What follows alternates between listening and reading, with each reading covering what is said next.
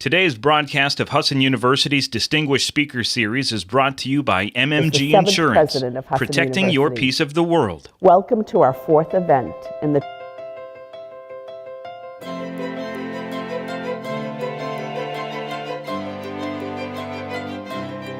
and strategy.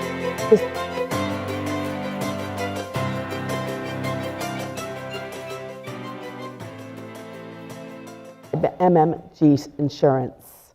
Since 2021, this series has brought dynamic leaders from across industries, banking, government, security, marketing, management, and beyond to our campus.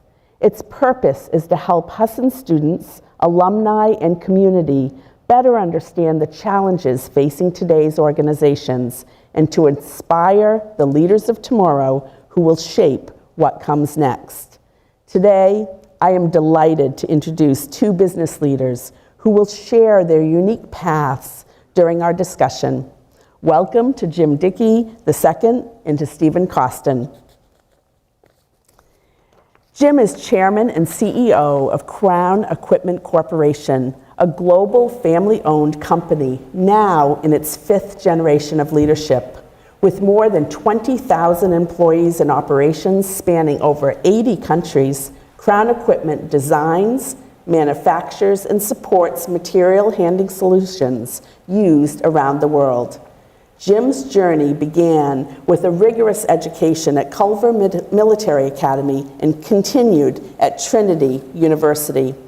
Jim also received an honorary doctorate of business degree from Husson University in 2017 in recognition of his leadership abilities, his dedication to innovation, his devotion to public service.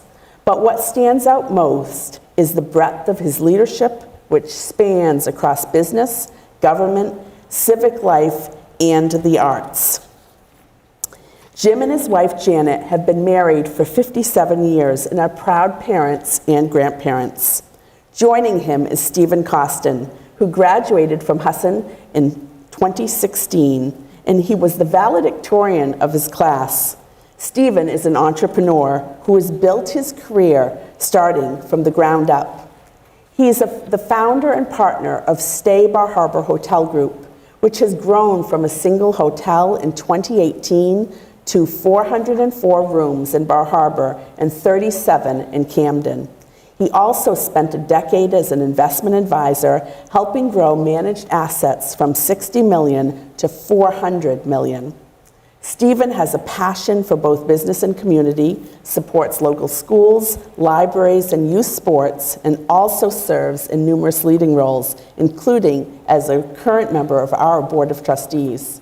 Stephen also has played a key role in helping establish One Circle Agency, our student-led marketing firm, further investing in the next generation of business leaders. What makes today's conversation so valuable is not just what both of these leaders have accomplished, but how they got here. One leads a global, multi-generational enterprise. The other built a business from scratch. Both have navigated uncertainty, made complex decisions, and defined success in ways that go way beyond their titles and metrics. Today, we invite you to listen for the highlights, but also for the turning points, the risks, the challenges, and the values that shaped each of these gentlemen's journeys. Please join me in welcoming Jim Dicke and Stephen Coston to Husson University. Thank you.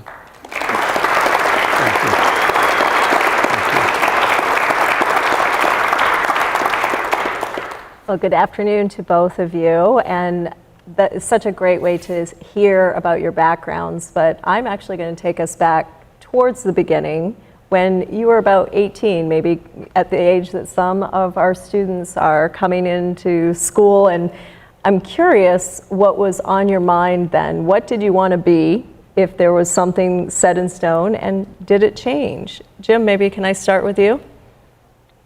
Well, in my case, I think it was sort of part of the DNA. I had two farmers for great-grandfathers and two entrepreneurs for great-grandfathers. But both of my grandfathers were a businessman, and my father was a businessman. And my dad and his father had started a small company the year I was born. I always thought that I would want to be a part of the company and be a part of trying to grow the enterprise, and that's would be how I wanted to spend my career. That part of the decision never changed. I look back on it now as an adult and smile because my dad was very subtle. When I went to Culver Military Academy, I was there for 5 years, and my dad put me on the mailing list for the company. So every day I'd go to my post office box and I'd learn about the new dealer that they just got in Nashville, or of the new price list, or the new and I said to my father once, "Why are you sending me all of this stuff from the company mailing list?" And Dad said, "Well, I'm so busy that I really can't write you letters, but I want you to know I'm thinking about you." So I think, I never really went through the I'd like to be a fireman stage. So no wavering there from your original plan. Stephen, how about you? I was so clueless when I was 18. I was so clueless. I didn't even. I don't think it occurred to me that I was clueless. Like I really had no real direction or plan.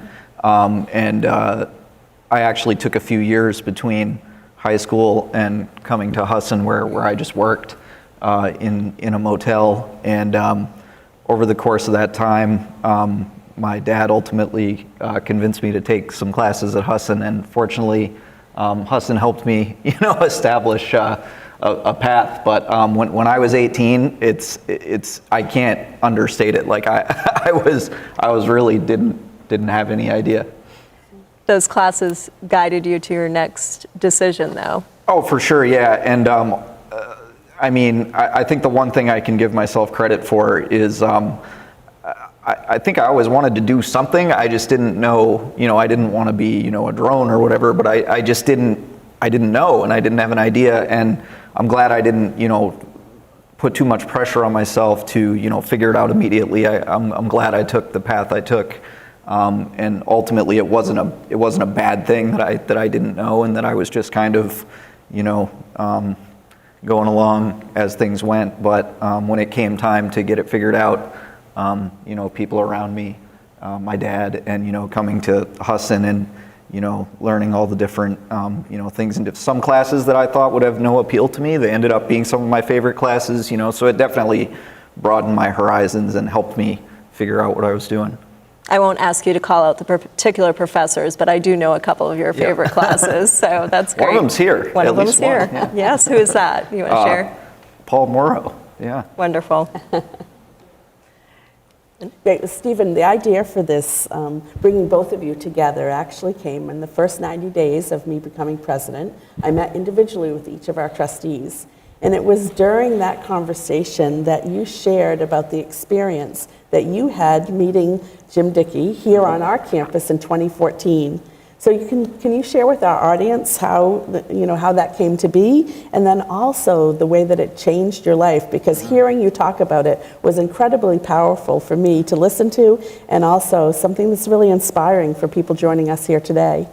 Yeah, so it was an absolute highlight of my entire college experience, but not only that, just a highlight in general. It's something I'll never forget the way it played out. But I came to an event just like this, and I was part of the group of students that got to eat lunch with Jim, and I just thought that was the coolest thing. I had never, by that point, I had decided I wanted to be a business person, and I was really focused on it, and I never got to be really around I got to be around some business people, but not of the scale of the type of business that he's involved in. So it was a really unique opportunity, and I researched his business and read some opinions he'd written on different things that I thought were interesting. I think one of them was a tax policy thing, and my dad's an accountant, so that's always been something I've been interested in.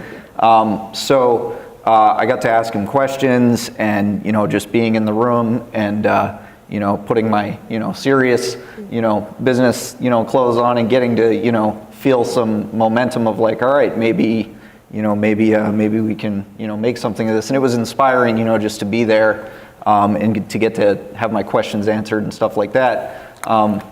He didn't have the beard, but he hasn't changed a bit. The beard took 30 years, but a lot of hard work there. So I thought that in and of itself was just, really inspiring. But at the end of it, I, worked up the courage to ask him for a book recommendation. I always wanted to know, what people that I thought were doing, interesting things in the world, like what were those people, taking in, what were they reading. And I don't remember exactly what he said, but it must have been just something along the lines of, oh, I'll get something for you, whatever. And I didn't really know what that meant.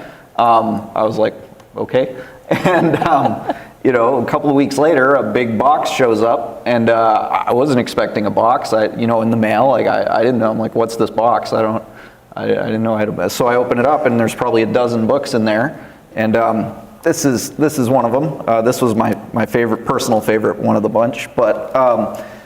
So he sent me this big box of books, and the fact that the kindness to do it, the fact that he took me that seriously, the books are belong to him personally. They have inscriptions in them from, it was just every aspect of it, the generosity of it, the fact that, somebody, took my interests that seriously.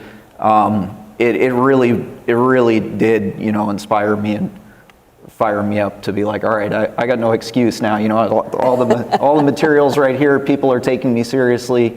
People are interested in what I'm trying to do. Serious people are interested in what I'm trying to do. So, yeah, I can't say enough about it. Well, we're delighted the two of you were able to connect several years later. Yeah.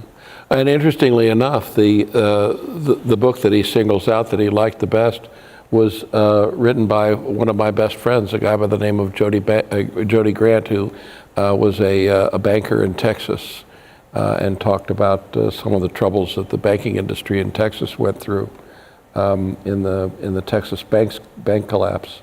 So I just sent Jody not 30 minutes ago a text of Stephen holding his book. And it's so, one of the things I love about the way the whole thing happened is, at the time I opened that box, I had already consciously realized that something I wanted to learn more about was the operations of a bank, like as a business, not like how you approach it as a customer. But I was in school for business financial management, and I didn't know a lot about the banking industry, and I felt like that was a deficiency, in my knowledge and my plans going forward. I wanted to be able to look at a bank and understand how they worked and analyze the stock of a bank and things like that. But I didn't understand the bank business, bank regulations, and I opened the box, and sure enough, and there were actually a number of books that were like that were like things that I was directly, like actually consciously already like seeking out, and so it was really, fortuitous, and that just made it even more cool. Well, and certainly something that our faculty and deans frequently reinforce to our students is, when people offer the opportunity to extend their connections or their wisdom, take advantage of that, because they're very sincere in the offer and it can be transformational. And I always felt like your story was a fabulous example of that in action. It's interesting that is about a banking crash, because my next question is around failure, or what that can look like. For some, they consider those lessons. Jim, I'm curious, is there anything that stands out in your experience that you would categorize as a failure or a lesson that you'd like to share? Well, some politicians go through life and they've never lost an election. And when they lose the first election, it comes as a life shock to them.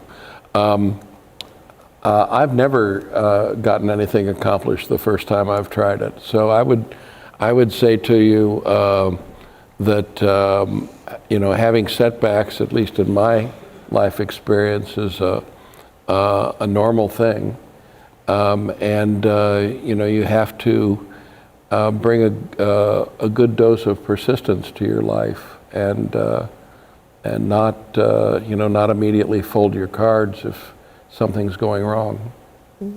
And that's such a great lesson, because sometimes everything seems bad in a moment. Yeah, that's true. But that persistence word, I think, is an important one for everyone to take. I always liked my wife, but I dated her roommate for 3 years because Janet had another boyfriend. So patience, too, is what I'm hearing. It ended up okay. Patience and persistence, got it. Great. Well, one of you leads a multi-generational global company. The other built something from the ground up. Stephen, what's something about building from scratch that you think people in legacy leadership might underestimate? The pressure, I would say, because it's a different type of pressure to be in charge of something big or huge, or with hundreds and thousands of people, stakeholders, employees, customers involved. Like, that's pressure too, but it's a different kind of pressure. And I think when you think of pressure, you think of like big things, big responsibilities. But I personally have never felt pressure in my life like when the day that I opened my first motel with a whopping 12 rooms and either 0 or 1 employee or whatever it was at the time. Your whole life is riding on that, the choices you've made, the way you set it up, whether your conclusions were correct. And it turns out some of mine were right and some of mine were wrong. And fortunately, I was able to figure out which ones were wrong and adjust and be like, okay, I had the right idea, but this isn't quite the right path to getting there. We got to do it a little different than you'd planned, and so let's go figure that out. But just like the pressure of, like now, my business has a couple hundred employees. We have, probably a dozen administrative, it's still a big responsibility as the owner and things like that. But it's different. The pressure and responsibility of being a small business owner, I think, is sometimes like, you wouldn't think, maybe you open a little coffee shop or something that may not sound like a massive, responsibility or pressure, but like when you're basically a one man or one woman show or whatever the case may be, like, you're the end of the line in every possible department. You got to deal with things you're not an expert in. You got to know something about every aspect of business. You might have studied marketing, but you got to know things about accounting or something like that. And it really kind of consumes your life. And sometimes it feels very lonely. You don't have, people to work it out with, things like that. So I would say just the pressure is, yeah. Can I tell a fun short story of reinforcing what he's saying? Because I think what he's saying is so key. I can remember in the early days when my Dad was, working 23 hours a day. And I was about 7 years old, and he always knew how much per day in interest he owed the banks. And he would take that amount and divide it in two, and he'd say, this morning when I tied my shoes, it cost me this much money to tie my shoes. So he'd really broken it into So he really, that was, Yeah. to me, that was the extent to which he was feeling the pressure. Right. I can definitely relate to that. And like the weight, my business is, at the end of the day, it's a real estate industry, and Right. you got loans, you got mortgages, and when they're coming due, and you know how much revenue you need and what your margin needs to be to make it work, and if something's going wrong, you got to come up with another plan. I've definitely, had instances in my life where, because when I started doing my hotel stuff, I was working in the investment industry, and there were definitely different times where something didn't go as planned or whatever. I was taking my money from my paycheck and, just putting it straight over to, the business, and just, like the weight and the pressure of it, I can definitely relate to that concept. Right. Jim, what about something that you'd share about leading a multi-generational enterprise that you think sometimes outsiders might misunderstand? Well, the needs of the needs of the family, if there is such a thing, has to come last. Basically, you're in a partnership with the employees to serve the needs of the customers, and in no case can the company become a piggy bank for people who might be part of the family but aren't involved in the business enterprise. And that's probably with our grandson joining the company. He's one of our senior vice presidents. We're now in the 5th generation. Yeah. And I think the only reason we're in the 5th generation is because we've never gotten involved in broader family situations. If you're not working in the company, then the company is not your source of income. So I think that's been one of our keys. A lot of people who are, say, my generation, I won't even talk about my dad, that have children and have grandchildren, forget that their grandchildren are all first cousins with each other. And I don't know how many people in this room would like to be in business with their first cousins. Whenever I say that to people, I usually get a chuckle like I just got from some in the audience. It's easy for the parent, it's easy for the grandparent to think that their kids ought to enjoy the opportunity in this business together. But, maybe that's not the right thing for them. Maybe it's also not the right thing for the business. Right. Well, Stephen, I know you were talking about the pressures of opening, and I'm curious for you, when you're making a high-stakes decision, because I'm sure there's plenty of them every day, where do you lean to? Is it data? Is it intuition? Values? Something else? So I would call myself a numbers guy, and so going to data is always going to be my natural instinct, and I'm always going to want data and information. I'm very hungry for data and information, but I'm very glad that I recognized that there are certain situations and decisions where you should be digging for as much data and killing that data as hard as you can, and to inform your decision. But there's certain other situations where either the data can be very misleading or there is no relevant data, and if you try to act like it's relevant, you're going to get yourself in some real pickles. And I can actually credit Husson for part of that, because I was assigned a book in one of my classes here called Thinking Fast and Slow, and it's one of the most useful books. I've probably read it 5 or 6 times now, but one of the concepts of that book is like analysis versus heuristics, like intuition versus analysis. Right. And I ended up reading a number of books about that topic. I think there was another one called Seeing What Others Don't. I think the artist's name was The author's name was Gary Klein. Sorry if I got that wrong, but I'm really glad I stumbled upon that concept, because I think even being a numbers guy, like, not all decisions are going to be, you're not going to have relevant data. Maybe you don't have the time, or you can't afford the expense, and you have to lean on intuition. And there are certain situations, like if you have a lot of experience and the possible outcomes are fairly structured and predictable, your intuition might actually be of more value than just killing the data. So I think it completely depends on the situation, but I think the important thing is knowing whether it's which one it is.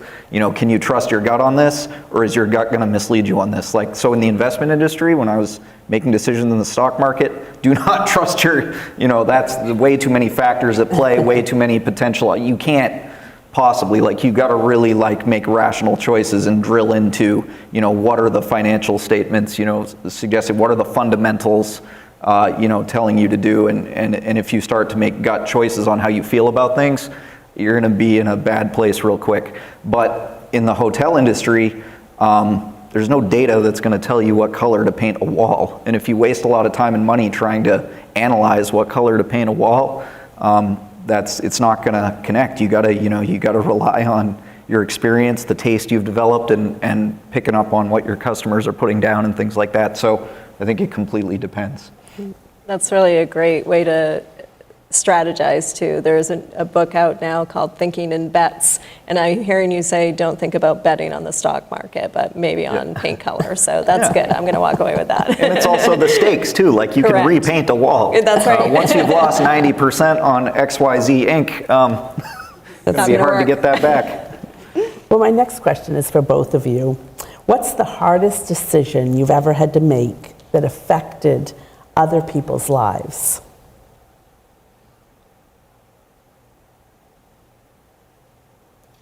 Well, I mean, for me, when there's a downturn in business and you have to cut back, you can't keep manufacturing forklift trucks and just put them in the warehouse.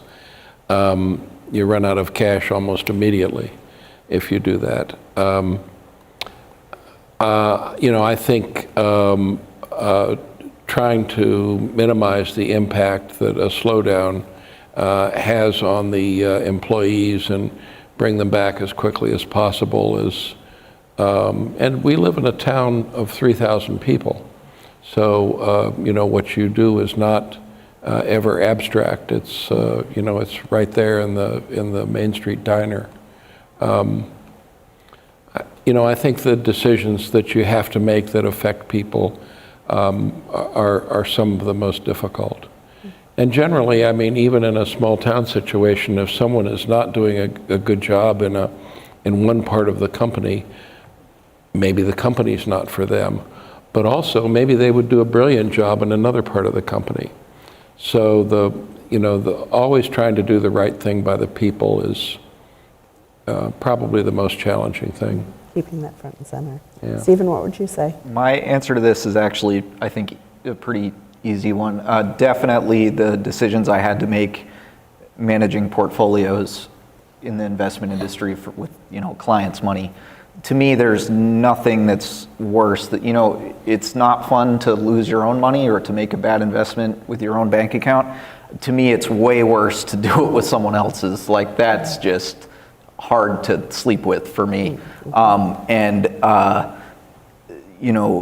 My role in the investment firm that I worked at was, I was the portfolio manager. I was, we're gonna sell this stock, we're gonna buy this, we're gonna, put this fund in the portfolio, we're gonna get rid of this. And I always felt the weight of those decisions because of the fact that it was not my money. Right. And on top of that, most of our clients were not uber wealthy people. We had some really wealthy clients, but for the most part, 2/3 of our clients were just regular, maybe middle class, regular people that live in town, whatever. And, these people are handing over their life savings, their retirement, their plans, their goals, their needs for their family, and they're handing it over to your stewardship. I always had an appreciation for that. and I obviously you make mistakes and you have to accept that, or else you just can't be in the business. But you certainly don't take the mistakes lightly. And just real quick, I'll tell one story. It was one of the hardest, things I ever had to deal with. Is I had a pretty good run at the beginning, when I became the portfolio manager, and things had gone well. Your first failure has to come sometime. And I remember I had taken the morning off and I was feeling good about things, and I was like, nothing to worry about today, nothing to work on, nothing happening. And a stock that I had placed in some people's portfolios that morning had some news had come out. It was down 20%. And one of our biggest clients, who is also, somebody I know personally, I'd consider them a friend, called my cell phone and I'm like, hey, what's going on? I'm thinking, and he goes, hey, XYZ stock is down, whatever. I'm down $27,000 on it this morning. What are we doing? And I almost died. So I was just like, somebody's lost $27,000 this morning because, something that I did. But it has to be both. You have to appreciate the responsibility and the weight of that. You have to learn from your mistakes, but you also have to recognize that's why we didn't buy one stock, that's a portfolio. And you also have to, think real hard about whether that's an opportunity to double down or whether you need to be humble and cut your losses, So just those decisions always weighed on me, real heavy. Well, and both of you have highlighted the connection to people and the human element of leadership. Absolutely, which is super important perhaps for this next question around trust. And Jim, I'm wondering about how experience-wise, or maybe you've observed in someone else, that people have lost trust in that person, and what that looks like, and can you gain it back? So I heard Stephen just describing a trust piece, but the importance of trust, and if you lose it, what do you do? Yeah, I'm reading a really interesting book right now by a guy by the name of Jay Shepard, who has written a book on how people make the decisions on how they're going to vote.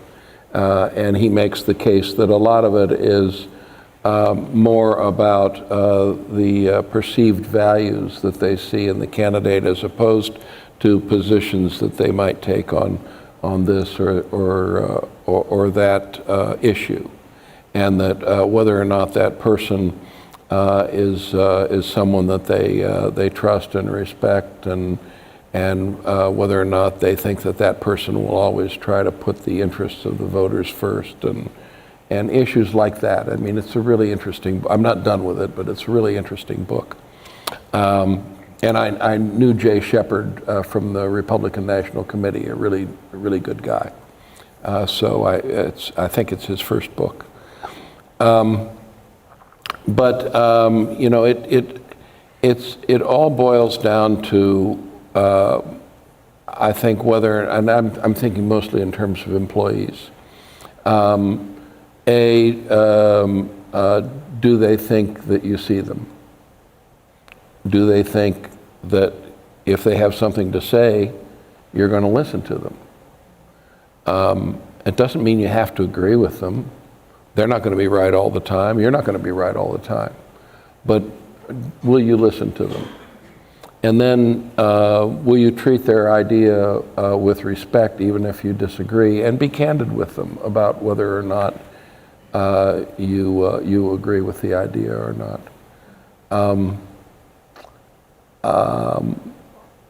I think people like to work with other interesting people who they think are treating them as colleagues, as opposed to people that are reporting to them. That builds trust. I think that builds trust, and if I try not to lose the trust, but I think if you make a mistake, you need to be candid about saying, I made a really big mistake, and whether they trust you again or not is really up to them. But you can't pretend that you didn't make a mistake when you know you did. That's authenticity for me, is just being candid and perhaps humble, as what I was hearing You know, too. it's interesting. I'm normally not in Maine, so last night before I went to sleep in the hotel, I was watching the news, and I caught a couple of the ads that are being run by Senator Collins in her re-elect ish. And I thought they were really interesting ads because they were ads from women saying how much they appreciated the way Senator Collins was doing her job. And I thought, you know, that's, you know, whether you're someone who will vote for Senator Collins or vote for her opponent, I thought the ad was authentic. I thought the ad was persuasive, and I thought the ad spoke the right kind of message.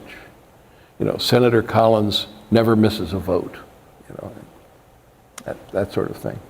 Yeah. It's interesting how we build trust. Right. Stephen, what's something that people think leadership is that you've learned is not true? So I would definitely say, I think some people in leadership roles think it's important to be popular, like for whether it's you're a politician, your constituents, you're a business leader, your workers, your customers, whatever, like to personally like you and have this high opinion of you or whatever. And I actually think that is definitely not a real thing. Like obviously I'm not saying you want to just go do something wrong or be a bad person. That's not what I'm saying. But if you're a leader, what that entails to me is you have responsibility. And what responsibility means is you have to do things that are difficult. Like that's the nature of it. That's what you accept when you sign up to be any type of leader, is you're going to have to make difficult decisions that other people are entrusting you to make, or maybe they didn't want to make it themselves, so they put you in charge of it, or whatever the case may be. And so I think especially like when I was on the Bar Harbor Town Council, it seemed like there was a lot of efforts by my fellow councilors, and I don't want to criticize anybody, but it seemed like some people just were really focused on people's opinion of them and being well liked, and they wanted to try to play. And I understand why. It's really hard. It's hard to make people. You don't want to make people upset. You don't want to disappoint anybody. Like, I'm not criticizing. I get it. I get why. I understand why, and it's so hard not to. It's so hard not to try to play both sides and make everybody happy. But the reality is, if you try to make everybody happy, you're not doing anything. You probably haven't made a decision of any consequence. You're probably just kicking the can down the road. And I think it's true in every. I think I'm giving examples from like local politics, but whether it's that or business or you're in some sort of nonprofit, I don't think it makes a difference. I think if you're in a leadership role, I think that means you have to make difficult decisions. And I think sometimes you have to accept, well, this is what I signed up for, and I'm going to disappoint somebody with this decision, but I'm convinced it's the right thing to do, and therefore I've got to accept that I'm going to take a little flack for this, and I have to live with that because this is what I signed up for. I think Stephen has said it really, really well. I mean, I would add that my high school experience at Culver Military Academy really changed my life. And one of the things that they talked to us about at Culver at great length, because part of the tenets of the school is the idea that leadership can be taught. Leadership can be taught.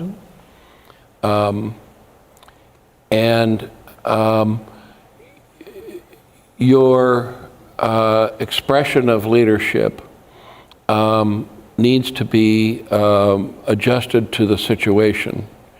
If you're a part of a committee, but you're not the chairman of the committee, but you're a participant there's still an opportunity to provide leadership by asking good questions, by helping to facilitate the conversation without being confrontational.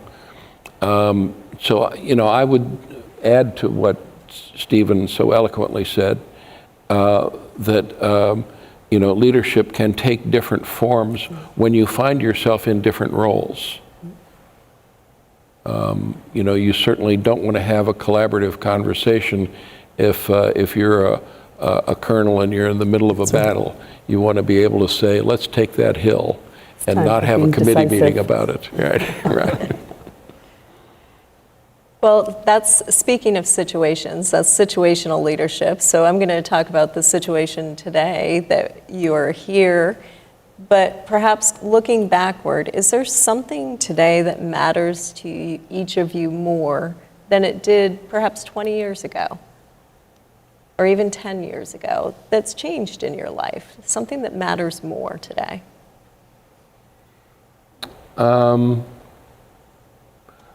My wife says that we don't change, we just distill as we get older. And the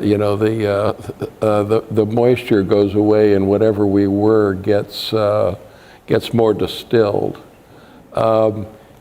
She makes me laugh, but she's a great lady. But there's some wisdom in that. I think I'm not sure my belief in what people can do and my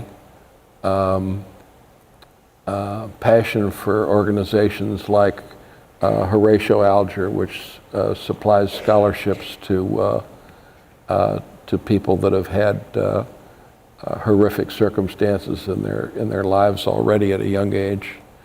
It just reinforces for me the optimism.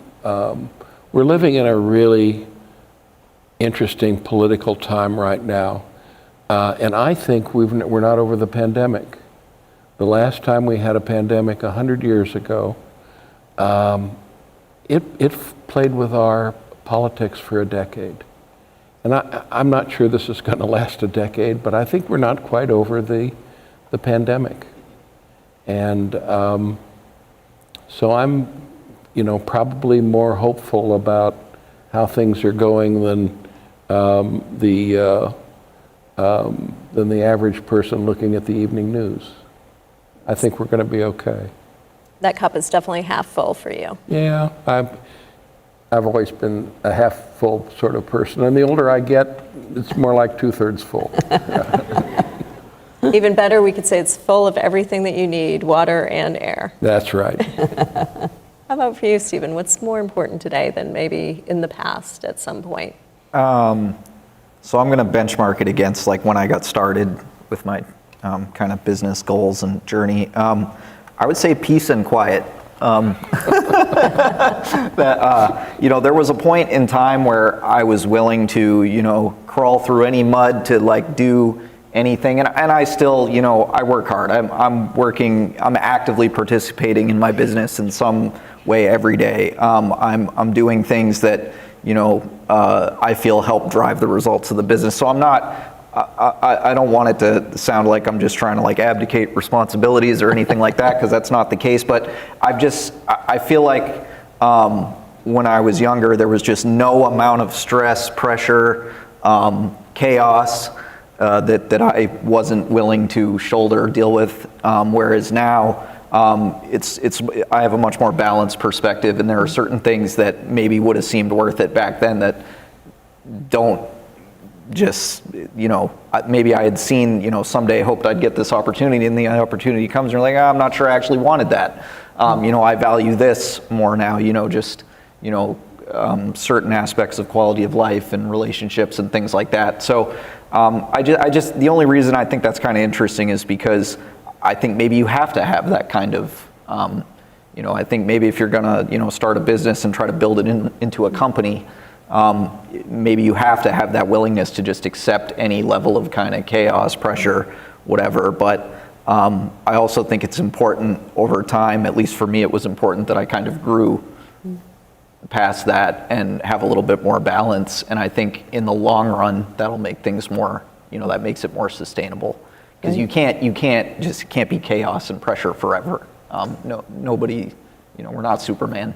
Well, and time and wisdom help us to refine our priorities. Yeah. I worked for a congressman when I was 21 years of age, a guy by the name of William McCullough. He actually was the fellow that wrote the 64 Civil Rights Act and the 65 Voting Rights Act. Terrific guy. And he used to say something over and over and over again. I sort of got, as a 21-year-old, I sort of got tired of hearing it, but he would say, I never want to ask somebody to do something that I wouldn't do myself. having that leading by example, and what I heard both of you talk about is values that maybe... I don't want to ask somebody to open the morning mail if I think it's beneath me to open the morning mail. Well, I appreciate the peace part that you brought up too, the positivity and the peace. Those are the words I'm walking away with from that. So both of you are deeply involved in the arts, in community, and in a commitment to continued education. Why has that been important? And how should students think about impact beyond their careers and throughout their careers? For me personally, I don't know if I entirely realized this at the time, but I think when I made the decision that I wanted to be a business person and particularly get into business where I am from in Bar Harbor, Maine, again, I'm not sure I entirely realized this at the time, like I'm not sure it was conscious, but it's clear that it actually may have even been my biggest motivation was contributing to the community where I'm from and, the community that I value. And, I think my way of doing that materialized as a business person and an investor, but I think the real underlying thing was like I wanted to, be a person in the community. And, I was really inspired by, I never really knew my grandfather, my dad's father. He died when I was very young, but he was a very well-liked, he dealt in life insurance, and people in Bar Harbor knew him, respected him, liked him. And my dad is a CPA, and people really value, his role in their, in their businesses and lives, and the things he's helping them sort out. And he's really well respected as well, and is viewed as a really upstanding community member and just a guy that people really have a lot of positive to say about. And so I think the business was a goal, but I think the underlying motivation was all about just like following in those footsteps. I want to be an upstanding, contributing person to my community.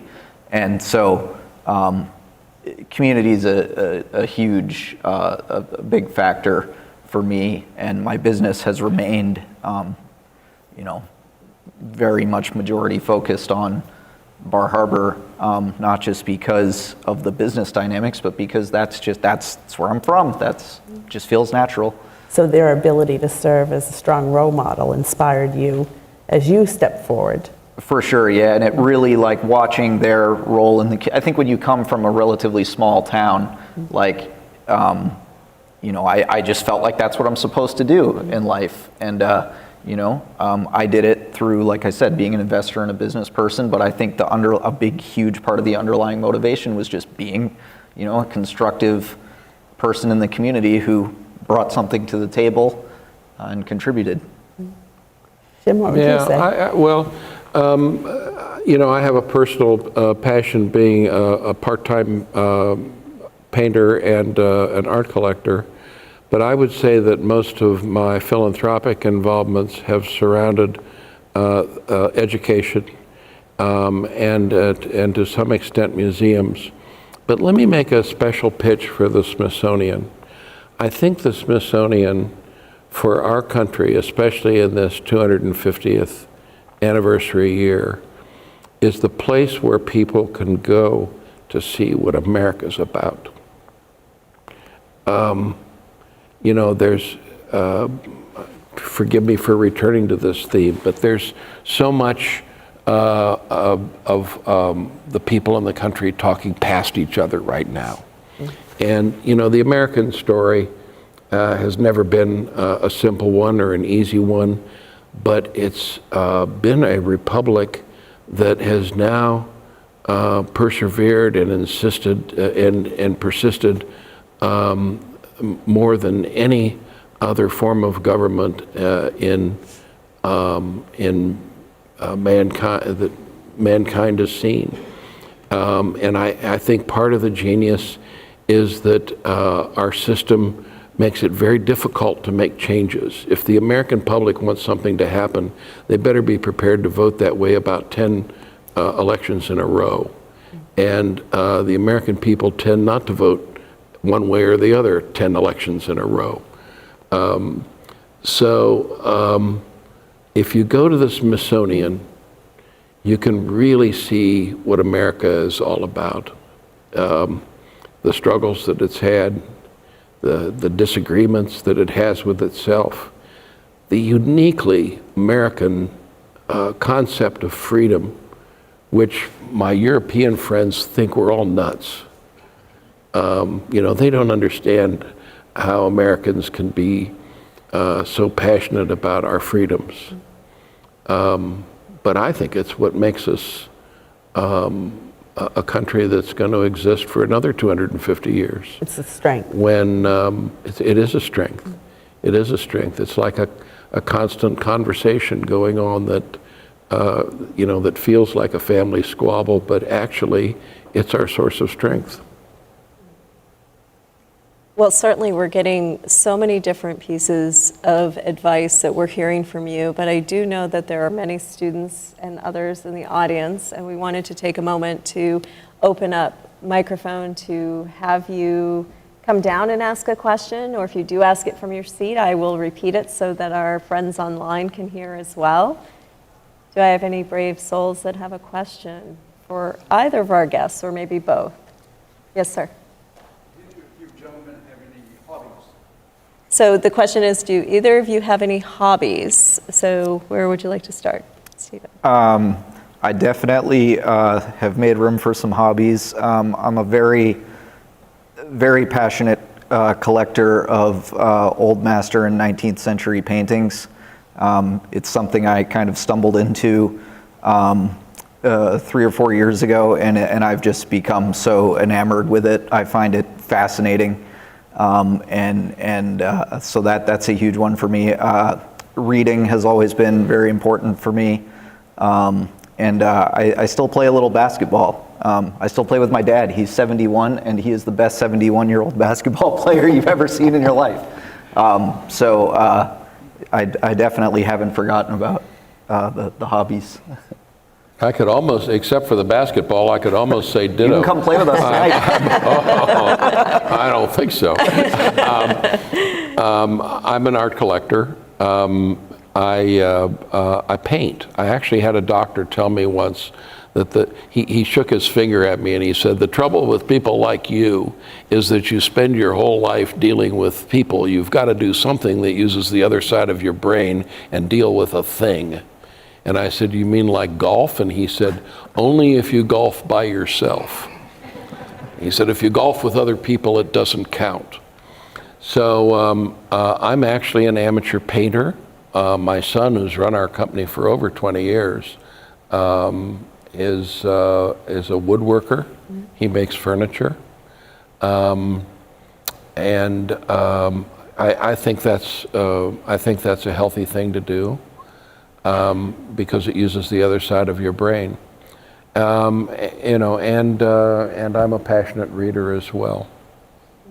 Well, and we call attention to the fact that Husson is so fortunate to actually have 2 of Jim's pieces of his own art that he created. One was, you probably passed coming into the Gracie today, right outside the doors, and then the second one's featured in our campus center. And then also, part of your collection was donated after you had an honorary degree from Husson, and so the 2 larger paintings that exist in our campus center, one with a white background, one with a black background, were from a collection from Ohio that you had. Right. Yes. Yeah, I'm very proud to be a Husson alumni. And we're very proud of that too. Other questions from the audience? Paul?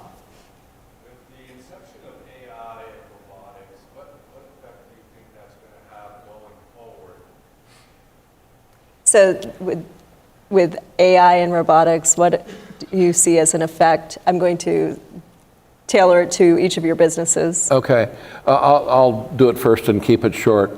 The AI and the robotics are sort of 2 different things because of the particular industry we're in. As part of our forklift truck products, we are an arms merchant to all these industries that are doing more robotics things.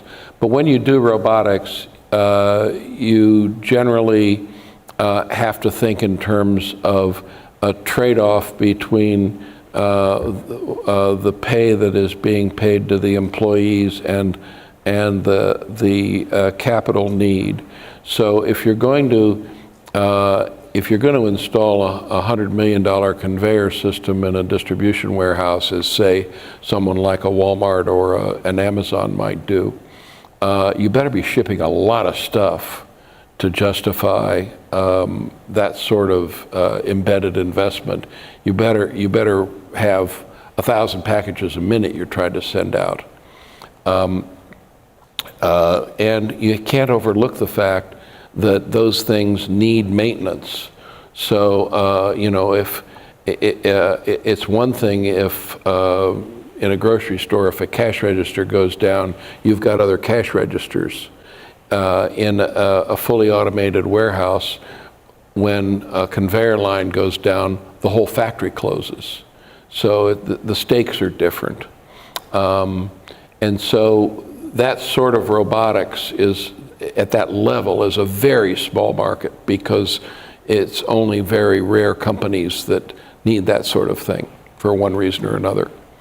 AI, I see AI as a tool that is changing a lot of stuff, and we need to be more skeptical about what we're seeing on the internet, because the fakes are just coming left and right. It's unbelievable. All AI is not the same. There are AI services that you pay for that are very that search very deeply, and then there are other AI services that search in a shallow way. There are certain industries that will be affected more quickly. The opportunity to do something in a movie that, in a Hollywood movie that perhaps in the old days would have cost $100,000, they can probably do it now for $5,000. So those are big changes that are in the offing. And then there are other industries that will just tremendously shorten the amount of time that's necessary to present a publication for Husson University, or to design a new logo for a local grocery store, or things like that can be done in a matter of an hour or two that perhaps used to take a week or two. How about you, Stephen? Impact for you? That was probably a much more detailed and knowledgeable and informed answer than I might be capable of giving on this subject. So part of me thinks I should just pull a Charlie Munger and say nothing to add. Charlie Munger was the smarter one of the two, you know. He's one of my heroes for sure. But I'll just add one thing. So for my business, for hospitality, hotels, tourism, I think fortunately for me, I don't think AI can do anything to change the fact that if you want to come see Acadia National Park, you probably have to pay me or one of my competitors a visit. I'm not sure the virtual version is going to really compete with the real thing, or however you might want to look at that situation. But if you want to see Bar Harbor and Acadia National Park, I think we're pretty safely entrenched in that you've got to come to Bar Harbor and Acadia National Park, and probably going to need to stay in a hotel and eat some food and things like that. So from that perspective, I don't worry about it too much. From the other perspective, I think for us it's more of a marketing conversation, because I do think it changes how people discover your properties and services, and how people learn about your reputation, and how you're presented. And the hotel industry has changed dramatically just in my lifetime. Of it used to be you were discovered through a print, some sort of print media, or a phone call, or a walk-in. Like, those were the things. And then it was you threw online into the mix, and now you're throwing, kind of layering on top of that, you're throwing it. So it's just another evolution of how people are going to discover, interact with, and reserve your property. So it's definitely very relevant and something we have to think about, but I don't think it's like some businesses obviously I think see it as like an existential threat. That's not how I perceive it in my business. Hopefully I'm right about that. I mean, the president was telling me earlier today some of the efforts that Husson is making to appeal to high school students and have them consider Husson. Very, very innovative and stuff that speaks to this whole subject really well. So going back to the question about the hard decisions that affect others in leadership, so how do you maintain a relationship with business partners that are hard to deal with when it comes to their work ethics, value, and their personality in general? So how do you grow a relationship with people that you work with that may be different or difficult to work with? Yeah, well, part of what our family has done for 5 generations is that we don't have business partners. And the reason we don't have business partners is because if you're the right kind of business person, every time you make a decision, you're thinking about not only how this affects the company and the employees and yourself, but you have to think about how it's affecting your business partners.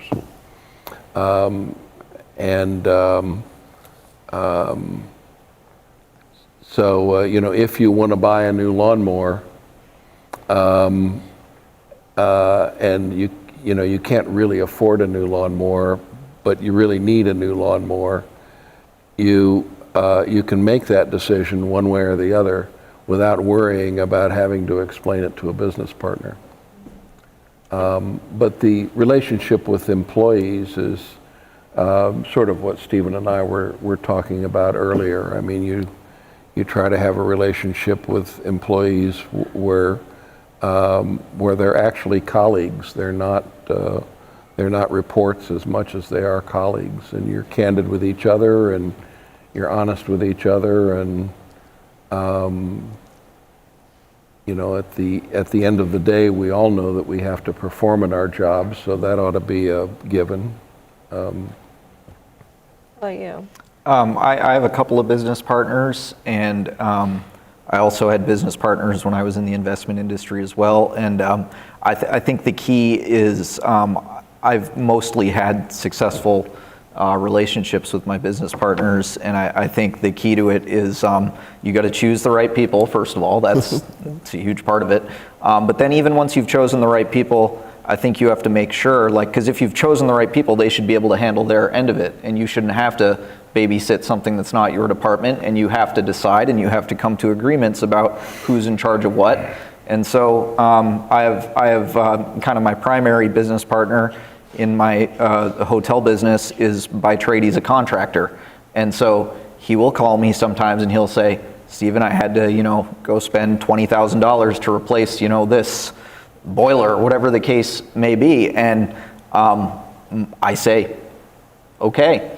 And there's not a conversation about it. That's his department, and he's never, let me down in his department. And on the flip side, he does not come to me with any, inquisition about why did you set this price for this at this, and why is this room, sold this way, and why is this person hired for this? Like, I tell him same thing in reverse. I say, today we did this, and that's what we did, and he goes, thanks for letting me know. And we just trust each other to hold up our sides of the bargain, and we don't interfere in the other person's aspect of it, and I think that is why it works. So I love that we're ending with trust. I feel like this is a really important piece that I heard radiate from both of you, whether it was candor, whether it was authenticity, whether it was finding peace, patience, persistence, all of those key words. Really want to thank you for that, President Clarivan. Absolutely, and I think we've heard several key themes: trust, the human element, the empathy of working with employees, and then equally as inspiring, the commitment to philanthropy, to the arts, and to continued investment in education, both in their personal commitments to how voracious they read and continue to learn, but also in their passion for ensuring that other people have opportunities that they've benefited through, both in their careers and in their personal lives. So very inspiring conversation, and as I said, it's been several months in the making of bringing both of you back to campus and reuniting. I love that story of Stephen, you as a student being inspired by a very distinguished guest speaker that's chosen to invest their time at Husson and come for a visit, but also to know that we continue to have that opportunity a generation later to bring it to a whole new group of students, and for more people to have that experience, to have the confidence to ask questions, ask for feedback, and then also the commitment to give back when you've been so fortunate in your own leadership journeys and in life, to realize that many other people can benefit from the path that you've taken and the lessons that you've learned. So thank you very much for joining us today. Thank you.